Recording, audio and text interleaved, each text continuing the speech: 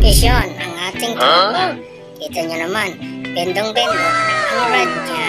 Mahirap talaga ang buhay mangingisda. Kaya kayong mga kabataan, mag-aral ng mabuti upang hindi maging fisherman sa paglaki. Matindi ang laban ng tropa natin dito.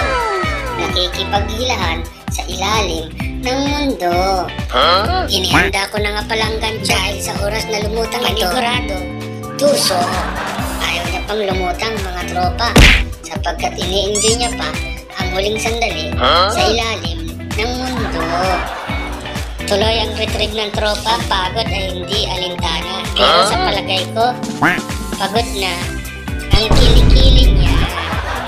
Jigging nga pala ang tawag dito. Gumagamit kami ng mga artificial na isda na gawa sa tingga.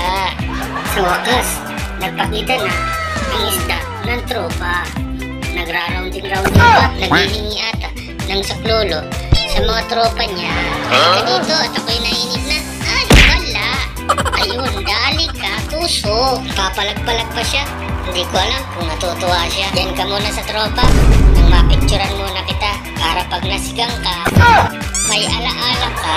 Dahil dito, shoutout sa'yo Manoy Idi Asuncion sa Patala. Maraming thank you. Thanks for watching.